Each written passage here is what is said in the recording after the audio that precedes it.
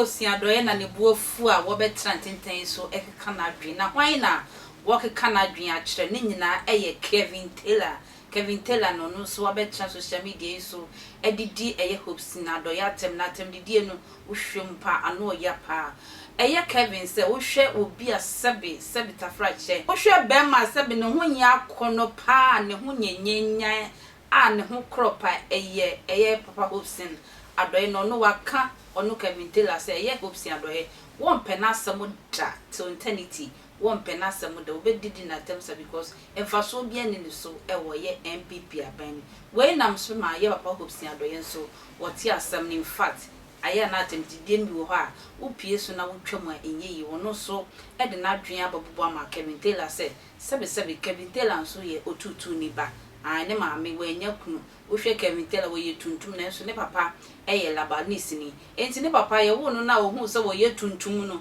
na o se me kokko de e den na wo de ba tuntum e de breme na labanese no edwane ja eye KevinTaylor eye Hopeson Adorye so de adapado so po a emu odu papa de nkrama KevinTaylor se wontumi ndidi ono Hopeson Adorye atene mo ko kan che ne maame se bi ahyawe ni no se wo ko fa no firi hi ene de ne bae entokwa no ano odi wo de me enti e pa Hopeson emrasia KevinTaylor the vagabond KevinTaylor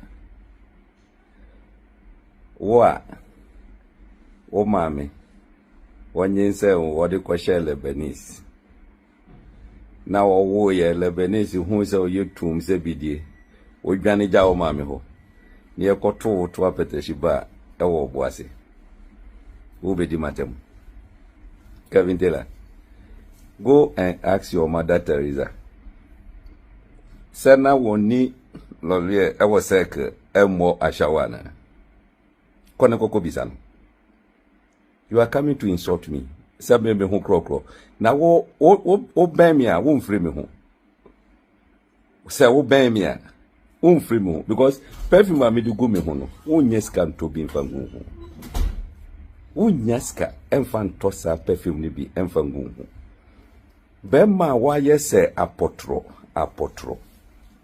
eba be di me Hopeson Adorye wo ye jimi fo KevinTaylor wa motio ma ya hyehye se emeso a ye de ejatum abrante te se wo deodorant kura won timi ntobi mfangu wa motio akwa bi be hia wo Calabasha ye kanisa restaurant hall Virginia honum wo hu kan wa motio mutu te se meso a ye de mako agum bofa ni hunu mo ntimi nhume wo gina wo no mzeden ask anyone obi bia wa hia meda bisano me wo hia me a metisen wa bodam me say perfume egu me ho wo nyeskan tobi eba be ka say me mako look every year me change mako nyon every year wo partner wo dem honom de twa wo dem ne nhade o fu iti se wo sorry a wo ti basement e ka se didi nkrofo atem wo papa na wadane ye ka ne sen kodu eda honom no wo nwene ne ho wo nwene ne ho o yire brodi a why rejected o na broni bi ampe no saba na no wo wi cocaine wonim se wo mache no akoda prison da na hwa ne pe no no akwakuja se waja edien eba be ka bi masem KevinTaylor wo asha woni ba ti se woni mo hu wo visa ngwa no ano ya ho udi abrade amede be ye ono wa bodam so ati bema wugina ho asa apotro asa Chinese fo apotro ibia wo mo ahyehye eba be kan kwasi asem e de akire be me Hopeson pesika na deodorant na fagu wa mutu to deodorant na fagu wa mutu wo ye jimi fo me foolishness no ete se wo papa ne wisdom awa akwa ni nyina me foolishness ete se wo papa no ne wisdom cause ya like you obi say power and say wo betima siga na haze o fui wo de me de we mba watufo bo na besa ba oso Oh, you can't no papa bomo mo beto me. What about that one? Are you crazy? Are you crazy? Papa ya do koko mani. Ya obi na nye mo mami o anu ode no ko share no. Se wudi mo ame ka kire o.